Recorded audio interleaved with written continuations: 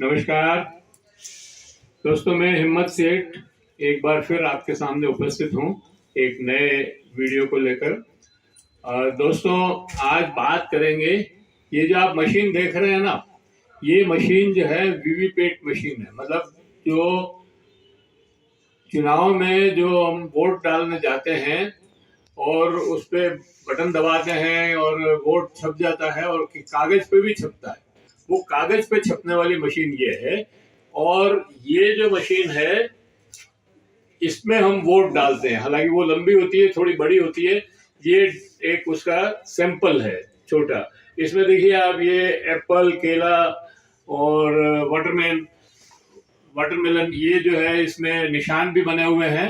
अब क्या होता है कि जब ये अपन वोट डालते हैं तो कहाँ गिर रहा है, अपन दबाते हैं मान लीजिए एप्पल पे, और वो जा रहा है बनाना पे। ऐसा कहना है हमारे साथी, ये जो इंजीनियर हैं, यक्षत पटेल। यक्षत पटेल बॉम्बे से आए हैं और ये इस मशीन के कई डेमो महाराष्ट्र में कर चुके हैं। एक डेमो करके ये यक्षत पटेल आपको दिखाएंगे कि कैसे ये चोरी होता है, कैसे हम वोट कहीं डालते हैं और वीवीपैट पे भी कहीं और जाके गिरता है, और मशीन में तो दूसरी जगह गिरता ही है। तो ये सारी चीजें आपके सामने दिखाएंगे, उसका हम ये वीडियो बनाएंगे और उसके बाद इनसे चर्चा करेंगे कि भाई ये कैसे होता है, ये इसको एक्सप्लेन करेंगे। तो मैं इस बात को यहाँ पे विराम देता हूँ और यक्षित साहब को ये देता हूँ फोन, ताकि वो आपको बात कर सके। उसके पहले कि मैं उनको दूं, मैं ये अपील करना चाहता हूं कि अगर आपने अभी तक भी हमारे YouTube चैनल महावीर समता संदेश को सब्सक्राइब न किया है तो सब्सक्राइब कर लें, बेल आइकन दबाना न भूलें। और अगर आपको वीडियो अच्छे लग रहे हैं तो लाइक करें, फॉरवर्ड करें और लोगों को भी भेजें, ताकि और लोगों तक ये विस्तार हो सके। कमेंट बॉक्स में जाएं, कमेंट लिखें, सुझाव दें। आपके कमेंट और सुझाव हमें और बेहतर करने की ओर अग्रसर करेगा। आप जितना लाइक करेंगे और सब्सक्राइब करेंगे, उतना ही हमारा उत्साह बढ़ेगा। धन्यवाद। मैं ये यक्षित पटेल सर से मैं फिर निवेदन करता हूँ, आपका बहुत बहुत आभार सर कि आप हमारे इस स्टूडियो में आए और हमें ये डेमो बताने का जो है आप प्रयास किया और लोगों तक को ये जानकारी दे रहे हैं और चेतना बढ़ा रहे हैं। उसके लिए भी आपको बहुत बहुत आभार। धन्यवाद। मेरा नाम यक्षित पटेल, ईवीएम हटाओ सेना से। तो ये वीवीपैट का डमी है जो आप ब्लू कलर में देख रहे हो। जैसे कि आज जो इलेक्शन कमीशन का जो ईवीएम इस्तेमाल होता है उसमें 3 यूनिट होते हैं। एक वीवीपैट होता है जहाँ पे वोटर अपना वोट वेरीफाई करता है, और ये है हमारा बैलेट यूनिट जहाँ पे वोटर वोट करता है, और कंट्रोल यूनिट जहाँ पे इलेक्ट्रॉनिक वोट्स सेव होते हैं, जो एक्चुअल में प्रिसाइडिंग ऑफिसर के पास होता है। तो आज हम आपको दिखाएंगे कि किस तरह वीवीपैट में लगे काले कांच की वजह से प्री प्रोग्रामिंग के जरिए वोटों की चोरी को काला कांच छिपा देता है। ये हम आपको आज एक डेमोन्स्ट्रेशन के जरिए दिखाएंगे। तो ये जो डेमो मशीन है, ये श्री राहुल चिमन भाई मेहता जी, तो IIT दिल्ली से उन्होंने बीटेक किया है। वो US में उन्होंने रजगर्स यूनिवर्सिटी से मास्टर्स किया है।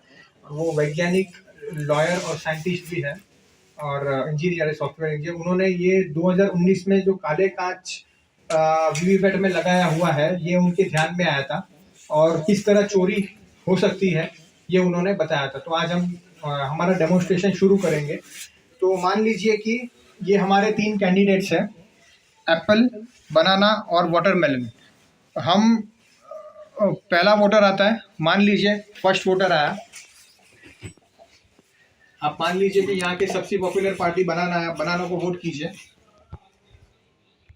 आप आपका वोट वेरीफाई कीजिए।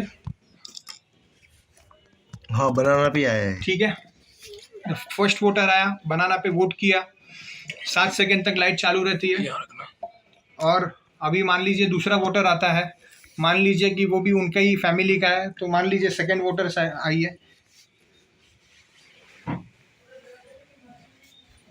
आपका वोट चेक कीजिए। बनाना है। ठीक है, 2 वोटर आते हैं, दोनों ने बनाना को वोट दिया। दोनों ने अपनी पर्ची वेरीफाई करी। तो अभी माने कि भाई अभी हम इलेक्ट्रॉनिक वोट्स काउंट करेंगे। तो इलेक्ट्रॉनिक वोट्स कितने आने मैं चाहिए? भी करता हूँ। हाँ, और करना है। हाँ ठीक है, इधर सामने करो। हाँ आप वाटरमेलन को कीजिए, एप्पल को दिया, ठीक है। एप्पल को दिया, पर्ची वेरीफाई कीजिए। पर्ची देखो किसकी है। पर्ची देख देखो ना। लीजिए, एप्पल की है, ठीक है। एप्पल है, ठीक ठीक है। 3 वोटर आए, ठीक है, 2 ने बनाना को वोट दिया, 1 ने एप्पल को वोट दिया, ठीक है। अभी हम इलेक्ट्रॉनिक वोट चेक करेंगे, शो रिजल्ट्स। ये हमारा बताना। कंट्रोल यूनिट है, शो रिजल्ट, जो कि एक्चुअल जो वोटिंग का दिन होता है तभी कंट्रोल यूनिट के इलेक्ट्रॉनिक वोट्स काउंट होते हैं, जो जनता को दिखाए जाते हैं, जो ऑफिशियल रिकॉर्ड्स में जाते हैं, शो काउंट्स। आप रिजल्ट्स देखिए, इसको माइक को 2 एप्पल 2 एप्पल 1 बनाना, टोटल वोट्स 3। तीनों है। हमने एप्पल को कितने वोट दिए थे? एक वोट दिया। एक ही वोट दिया था, लेकिन इलेक्ट्रॉनिक वोट देखिए एप्पल को कितने हैं? एप्पल को 2 वोट आ दो। गए। एक्चुअल में एप्पल को 1 ही वोट दिया था, बनाना के 2 वोट्स रहने चाहिए थे, लेकिन बनाना के 1 ही। अभी क्या है कि मान लीजिए जो एमएलए साहब है वो इस रिजल्ट से नाराज हो गए, तो इलेक्शन कमीशन ने प्रावधान रखा था कि 40,000 रुपये देके कोई भी बूथ का मैचिंग कर सकते हो आप। तो अभी हम मैचिंग कर रहे हैं, तो अभी देख लीजिए आप मैचिंग में ये वीवीपैट के रिजल्ट्स क्या है। ये भी सेम। ये भी मैच कर रहे हैं। ये भी मैच कर रहे हैं। हम्म। 2 बनाना को वोट दिए थे, 1 एप्पल को दिया था, और ये 2 और यहाँ देखिए यहाँ पर्ची देखो, 2 एप्पल की आ रही है और 1 बनाना की आ रही है, जो कि 100% इलेक्ट्रॉनिक वोट से मैच हो रही है। तो जैसे कि आप देख सकते हो कि भाई काफी जो हमारे विपक्ष के नेता है और जो अपने आप को ईवीएम विरोधी बताते हैं, लोकतंत्र के रक्षक बताते हैं, वो कहता है कि भाई 100% मैचिंग करो, आपका प्रॉब्लम सॉल्व हो जाएगा, अब चोरी पकड़ में आ जाएगी। लेकिन अब देखिए कि हम तो वो छोटे व्यक्ति है, हमने एक डमी मशीन बनाकर 100% मैचिंग के साथ चोरी करके दिखाया है। तो अभी हम देखेंगे कि भाई ये चोरी हुआ कैसे, ठीक है। तो आप देख लीजिए, अभी इसमें एक भी मशीन नहीं है, एक भी रिसिप्ट नहीं है इसमें। और ये यहाँ पे मैं इसको रीस्टार्ट वोटिंग कर रहा हूँ। रुको। इसको मैं रीस्टार्ट वोटिंग कर रहा हूँ, डेमो 1। तो अभी इसमें ये जो पूरा खेल है ये काले कांच का है।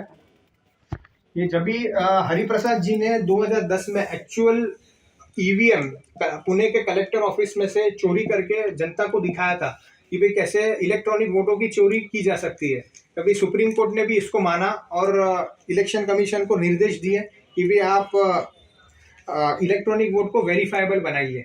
तो फिर इलेक्शन कमीशन ने 2012-13 के बाद जब वीवीपैट लाया ये आपका वोट वेरीफाई करने के लिए, तो 2017 तक ये जो वीवीपैट का जो ग्लास है वो ट्रांसपेरेंट हुआ करता था, मतलब हमारे स्पेक्स, हमारे चश्मे के आईने जो मिरर की एकदम कांच की तरह, अंदर लाइट चालू नहीं है तो भी आपको अंदर क्या है वो दिखेगा। और लाइट जो है वो 15 सेकंड तक चालू रहती थी, जो कि अभी सिर्फ 7 सेकंड चालू रहती है। ये 2017 में इन्होंने कांच जो है एकदम काला कर दिया, जैसे कि आप ये इमेज में देख सकते हो। एक्चुअली वो कांच भी नहीं, वो मिरर है, 1 वे रिफ्लेक्टिव मिरर। तो अभी हम क्या, ये जो वीवीपैट है इसको 2017 से पहले का वीवीपैट में कर दिया ट्रांसपेरेंट ग्लास वाला। अभी क्या आप वोटर आर पार देख सकते हैं। अभी आप ध्यान से देखना कि ये चोरी हो कैसे रही है। और ये प्रोग्राम हमने किया एप्पल को जिताने के लिए, तो आप एप्पल को जितने वोट दोगे तो एप्पल को सही तरह से जाएंगे, ठीक है। वो चोरी देखनी है तो बनाना या वाटरमेलन को वोट करना पड़ेगा आपको। तो मान लीजिए कि पहला वोटर आता है, वो बनाना को वोट करता है। देखिए बनाना की रिसिप्ट देखिए, बनाना का वो दिख रहा है आपको। अभी एक्चुअल में होना क्या चाहिए कि भी पर्ची अभी भी वहां पे लटक रही है, वो कट के नीचे नहीं गिरी, क्योंकि प्रोग्राम ऐसा किया गया है कि भी वो वेट कर रहा है प्रोग्राम की भी अगला वोटर भी बनाना का आता है, बनाना आएगा तब दोनों गिरेगी। हाँ, तो वो क्या वही पर्ची दूसरे वोटर को दिखाया। देखो अभी व्यूअर्स को दिखाई दे रही है पर्ची, नहीं दिखाई दे रही है, ठीक है, क्योंकि क्या है काले कांच ने उसको छिपा दिया है वो पहली वाली पर्ची को। अभी मान लीजिए दूसरा वोटर भी उनके ही परिवार का सदस्य आता है, दूसरा वोटर भी उनका, जो कि एक्चुअल वोटिंग में वैसे ही होता है, एक ही मोहल्ले के लोग, एक ही परिवार के, एक ही दोस्त, वो एक साथ एक ही पार्टी को वोट करते हैं, वही बनाना को वोट करता है। तो अभी प्रोग्राम ने क्या किया, वही लाइट चालू करके वही पर्ची दूसरे वोटर को दिखा दी, और देखिए जब भी काले शीशे के पीछे एप्पल छाप दिया, लाइट तो बंद ये- करके। हाँ, लाइट बंद करके। तो ये क्या है कि ये जो गलत प्रोग्रामिंग के जरिए जो कागज के वोटों की चोरी को काले शीशे ने छिपा दिया है। तो इस तरह से ये काले कांच की वजह से ये कागज के वोटों की चोरी इलेक्ट्रॉनिक वोट के साथ संभव है। और अक्सर ये सवाल आता है कि भाई कई वोटर, जैसे कि मैंने भी अभी महाराष्ट्र 2024 के इलेक्शन में जब भी वोटिंग किया था तभी मैंने पर्ची को छप के कट के नीचे गिरते हुए देखा था। तो अक्सर ये सवाल आता है कि भाई आप तो ये दिखा रहे हो डेमो में कि वे पर्ची लटक रही है, वो इंतजार कर रही है और वोटर्स का, तो हमने तो पर्ची को कट के नीचे गिरते हुए देखा है, तो चोरी कैसे संभव है?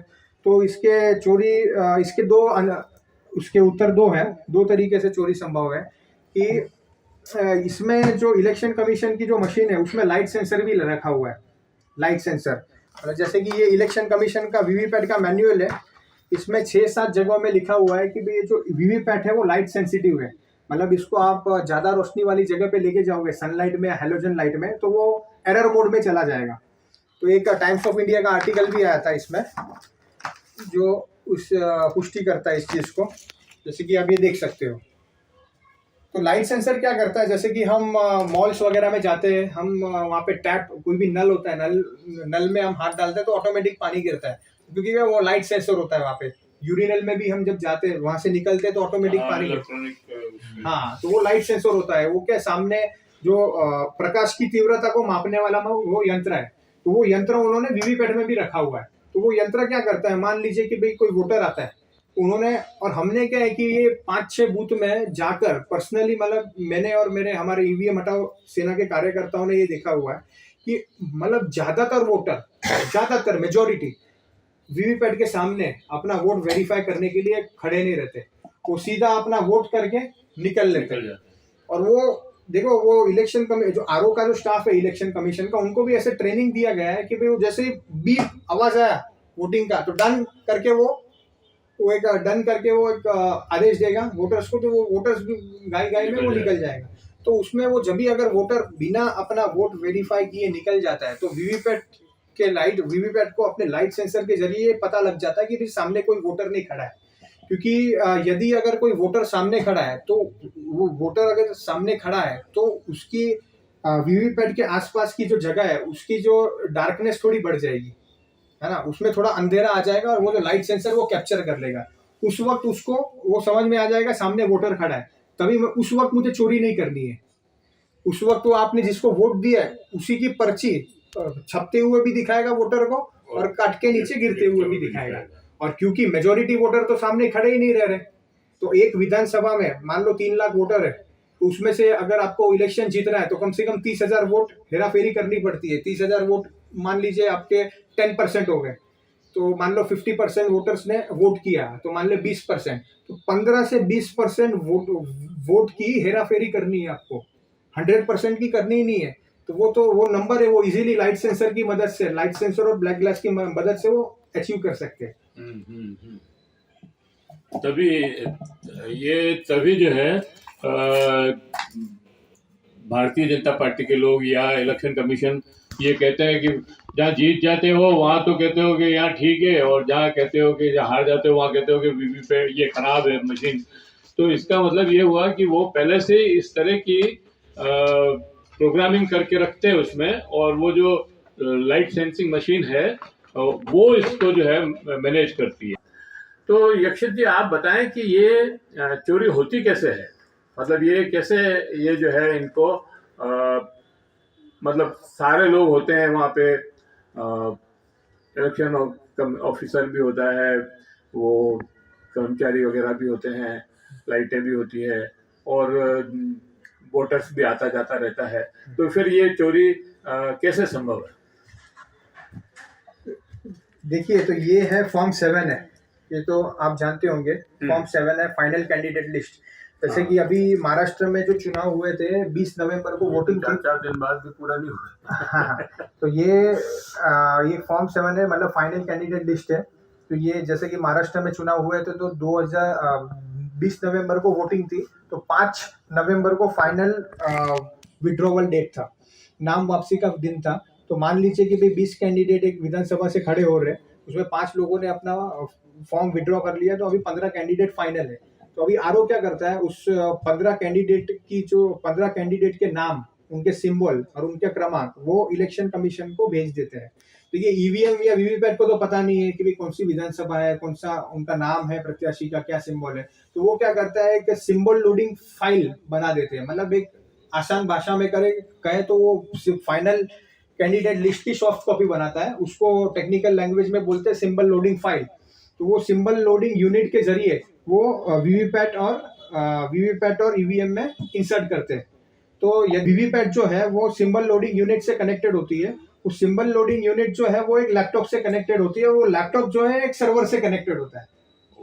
तो वो सेंट्रल जो सर्वर है वहां से एक मेल फंक्शन एक वोट चोरी का अगर सॉफ्टवेयर इन्होंने डाल दिया उनके थ्रू, तो वो जो बीएचईएल के इंजीनियर को भी पता नहीं लगेगा, तो वहीं से वो आ गया है। तो क्या है कि भाई वहां से वो आ गया वीवीपैट में। तो अभी चुनाव का दिन है, तो अभी ये जो वीवीपैट है, ईवीएम है, उसमें क्या है, एक आरटीसी होता है। आरटीसी जैसे कि ये मोबाइल है, ठीक है, ये मोबाइल है, इसमें कितने बज रहे हैं अभी, इसमें मान लीजिए कि 6:15 हो रहे हैं। तो अभी मैं मोबाइल स्विच ऑफ करता हूँ और मान लो कि भाई रात के 9 बजे को मैं मोबाइल स्विच ऑन करता हूँ, तो वो मैं जब भी मोबाइल ऑन करूंगा तो वो 9 बजे ही दिखाएगा, जबकि मोबाइल 3 घंटे तक बंद था। क्यों वो 9 बजे दिखाएगा? क्योंकि उसका जो क्लॉक, एक इंटरनल क्लॉक है, रन हो रहा है, उसको बोलते हैं आरटीसी, रियल टाइम क्लॉक। तो वही क्लॉक यहाँ पे भी है, एक ईवीएम और वीवीपैट में भी आरटीसी है, जो इंटरनली वो क्लॉक रन होता है। तो ये क्या है कि भाई वो उस प्रोग्राम के साथ, मतलब टाइम कि भाई 20 नवंबर को करना है चुनाव के दिन में, और 10 बजे से लेके दोपहर को 2 बजे तक करना है। तो यानी क्या है कि भाई जो काफी जो प्रत्याशी है वो अपने कार्यकर्ताओं को भेजते हैं सुबह 6 बजे, 6:30 बजे, 7 बजे कि भाई जाके आप मशीन चेक करो, मॉक पोल करो। तो मतलब सुबह 10 बजे के पहले और दोपहर को 2 बजे के बाद मशीन सही काम करने वाली है, क्योंकि उसमें टाइम सेट किया हुआ है कि आपको 20 तारीख को 10 बजे से 2 बजे के बीच में करना है। तो वो आरटीसी के जरिए वो इस तरह से वो तो अलग अलग मशीन में अलग अलग टाइम सेट, हाँ, टाइम सेट कर सकते हैं अपने हिसाब से। तो इस तरह से क्या ये चोरी जरा भी पकड़ने में नहीं आती। और जैसे कि हमने डेमो के जरिए भी दिखाया, क्योंकि काला शीशा है, वो प्री प्रोग्रामिंग के जरिए जो कागज के वोटों की चोरी को छिपा देता है, और लाइट सेंसर है वो डिटेक्ट करता है सामने वोटर है कि नहीं। तो जो भी वोटर, मतलब 100% वोटर जो अपना पर्ची वेरीफाई करने के लिए वीवीपैट के सामने खड़ा होता है, उन 100% वोटर को पर्ची छपते हुए भी दिखती है और कट के नीचे गिरते हुए भी दिखती है। तो इसके लिए ये काले कांच और लाइट सेंसर की वजह से जो वोटों की चोरी है ये फुल प्रूफ हो जाती है। एक प्रॉब्लम ये भी आई थी कि भाई इन्होंने जो मशीन बनवाई है जहाँ से, मतलब जापान से या जहाँ पे भी इन्होंने ऑर्डर दिए हैं, करोड़ों में मशीनें जो बनती है, 20 लाख, 50 लाख, 100 लाख, मतलब जैसे भी, तो कहते हैं कि भाई वहीं से कोई प्रोग्रामिंग फिक्स हो जाती है और उसके हिसाब से फिर यहाँ पे काम चलता रहता है। तो ऐसा होता है क्या? देखो, इसका जो चिप है वो नीदरलैंड की एक कंपनी बनाती है, इनके जो माइक्रो प्रोसेसर है, चिप है, तो वो जो चोरी का जो प्रोग्राम है वो वहीं से आता है, वहीं से वो प्रोग्राम आता है। और वो चोरी करने की नहीं, तो वो फिर इनके ऊपर, जो हमारे जो जिनको भी चोरी करना है उनके ऊपर निर्भर है कि उनको चोरी करना है कि नहीं। वो पूरा प्री प्रोग्रामिंग करके तो वहीं से आ जाता है कि भाई, तो क्या, जैसे कि अभी पंखे का बटन है, तो वो हमको रेगुलेटर है, वो पंखा फास्ट करना कि स्लो करना कि वो हमारे हाथ में या नहीं करना है। तो वैसे ही क्या है, लेकिन उसमें सेटिंग दिया हुआ है कि भाई आप वो फास्ट स्लो कर सकते हो। तो उसी तरह से जो बनाने वाली जो कंपनियां हैं वो उसमें वो प्रोविजन करके रखा हुआ है उन्होंने कि भाई इसमें प्री प्रोग्रामिंग के जरिए वोटों की चोरी संभव है, और ये जो काला कांच है वो चोरी को छिपा भी देगा। एक और बात ये थी कि ये मशीनें इंडिया में नहीं बन सकती है क्या? देखो, भारत में तो अभी सेमीकंडक्टर टेक्नोलॉजी में बहुत ही पीछे है भारत। तो इसके लिए तो क्या है कि टेक्नोलॉजी के एडवांसमेंट के लिए कोई किसी भी समाज में, किसी भी देश में अच्छे कानूनों की ज़रूरत है, खास करके वैसे कानून जो अदालतों को सुधारे और ज़मीन आसानी से मुहैया कराए। तो इसके लिए तो मतलब अदालत सुधरे, ऐसे भारत में अगर कानून आते हैं जिससे भ्रष्टाचार खत्म वो हो। तो संसद हाँ हाँ, तो वो तो क्या है, एक कानून सुधारने वाली बात हो गई। कानून का संसद हाँ, से तो उसमें जैसे अमेरिका और जो दूसरे जो ब्रिटेन, ये सारे जो देश में जो जूरी सिस्टम का कानून है, काफी भारत में भी कार्य करता है, वो कानून लाना चाहते हैं। अमेरिका में जजों के ऊपर भी रिकॉल है, इसलिए वहाँ पे जो निष्पक्ष और जल्दी न्याय मिलता है। तो वो सारे अगर कानून आते, और टैक्स के जैसे कि जीएसटी एक रिग्रेसिव टैक्स सिस्टम है, वो खत्म होकर रिक्त भूमि का है। जैसे कि जो जितने भी हम भारत में शहर देखते हैं, तो उसमें क्या है, भू माफिया हर एक शहर में मौजूद है। तो वो खत्म हो, ताकि क्या है, शहर और शहर की आसपासियों की जमीन के भाव कम हो। तो ऐसे 5-6 कानून जब भी आएंगे, तभी क्या है कि एक आदमी आसानी से अपनी दुकान डाल पाएगा, फैक्ट्री डाल पाएगा, तभी टेक्नोलॉजी में एडवांसमेंट होगा और लोग इस तरह की मशीनें, चिप्स वगैरह बना पाएंगे भारत में। ये बात तो सही है। भारत में मतलब मशीन बनाना या फैक्ट्री डालना मुश्किल काम है। उसके अलावा भारत में अभी शोध भी नहीं हो रही है। जो शोध का कार्यक्रम है, मतलब यूनिवर्सिटीज़ में, और हम पैसा ही खर्च नहीं कर रहे शोध पे। मतलब कुल शिक्षा पे 2.53% खर्च करते हैं, और उसमें शोध पे तो 0.05 या 5%, 0.5% करते होंगे। तो इतना ज़्यादा कम खर्चा मतलब हो रहा है शोध पे, तो नई चीज़ें तो कहाँ से निकलेगी? जब तक साइंस और टेक्नोलॉजी में शोध नहीं करेंगे, रिसर्च नहीं करेंगे, तब तक हम ये बनाना संभव नहीं। हम तो इसमें ही खुश हैं कि हम एप्पल जो है हमारे यहाँ, हर 5वां एप्पल हमारे यहाँ बन रहा है। वो बन नहीं रहा है, वो हम सिर्फ असेंबल कर रहे हैं, और असेंबल करके और लोगों को भेज रहे हैं, उसी में हम खुश हैं। तो शोध कहाँ होगा? हमारी भूख ये होनी चाहिए कि हमारी मांग भी होनी चाहिए कि हम शोध करके अपनी चीज़ों को मैन्युफैक्चर करें, और तभी ये जो प्रोग्राम है मेक इन इंडिया तब सफल होगा। बाकी तो हम ठीक है चोरी करके करते रहेंगे। ये हमने एक 40,000 का डीडी भी दिया हुआ है इलेक्शन कमीशन को। इलेक्शन कमीशन का मैनुअल कहता है कि 38,000 की मशीन आती है ईवीएम वीवीपैट का सेटअप। तो हमने फरवरी 2024 में लोकसभा इलेक्शन के पहले ये 40,000 का डीडी दिया हुआ था कि आप इलेक्शन कमीशन को आपकी मशीन दीजिए, हम उसमें अगर चोरी का प्रोग्राम है तो वो जनता को बताएंगे अगर रहेगा तो, नहीं तो हम हमारा चोरी का प्रोग्राम डाल के उसमें ये सिद्ध करेंगे कि आपके मशीन में भी चोरी हो सकती है। तो आज तक एक लेटर भी दिया था इस डीडी के साथ, तो आज तक कोई इसका जवाब नहीं आया है। और इसके साथ हमने 100 से ज़्यादा पॉलिटिकल पार्टीज को संपर्क किया था लोकसभा इलेक्शन के पहले। तो उसमें से कुछ 50 से ज़्यादा पॉलिटिकल पार्टियों ने इलेक्शन कमीशन को लेटर भी भेजे थे कि आप ईवीएम के साथ बैलेट पेपर रखिए चुनाव में, क्योंकि ये लाइट सेंसर और ब्लैक ग्लास की वजह से इसमें वीवीपैट में भी कागज के वोटों की चोरी संभव है। तो इसमें नागरिकों का भरोसा नहीं रहा अभी ईवीएम पे, क्योंकि एक बार वो अगर बैलेट पेपर का ऑप्शन अगर दे दे जनता को, तो मेरे हिसाब से 99% जनता को बैलेट पेपर से वोटिंग करेंगी। तो एक क्या रेफरेंडम भी हो जाएगा, तो उसके अगले चुनाव में सरकार को पता लग जाएगा जनता क्या चाहती है। तो इससे क्या ऑटोमेटिकली ईवीएम हट जाएगा भारत से। तो पटेल सर, ये जो बात है जो आप कर रहे हैं, बहुत अच्छा काम कर रहे हैं। और भरत जी, आपको कुछ पूछना है? ये बहुत अच्छा काम कर रहे हैं, लेकिन ये काम बहुत अधूरा है।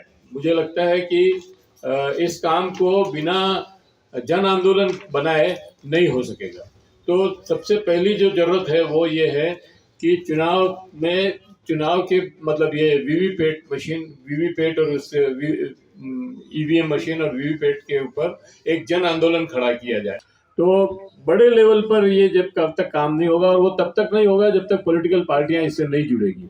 जब तक पॉलिटिकल पार्टियां नहीं जुड़ेगी तब तक ये काम संभव नहीं है। और मुझे लगता है पॉलिटिकल पार्टियां भी इसलिए नहीं जुड़ रही होगी कि जब उनका राज आएगा तो वो भी इस चोरी से जो है अपना काम करेंगे। तो ये एक बहुत ही मुश्किल काम है। दूसरी बात यह है कि चुनाव सुधार बहुत ज़रूरी है, जिसमें बहुत सारे सुधार होने हैं। उसके अंदर उसके साथ ये भी हो सकता है, लेकिन ये भी संसद अगर करेगी तभी होगा। तो पॉलिटिकल पार्टियों को ये जो वोट चोरी का जो खेल चल रहा है अभी, और जिस तरह से इसको एक मुद्दा बनाया हुआ है, तो चुनाव सुधार का भी मुद्दा इसके साथ जोड़ना चाहिए मेरे हिसाब से। और वो अगर इसमें जुड़ेगा तो बहुत सारे सुधार जब होंगे तो वोट चोरी का मामला भी कुछ तो रुकेगा, मेरे को लगता है। तो यही मैं कहना चाहता हूँ। और पटेल सर, आप कुछ कहना चाहते हो?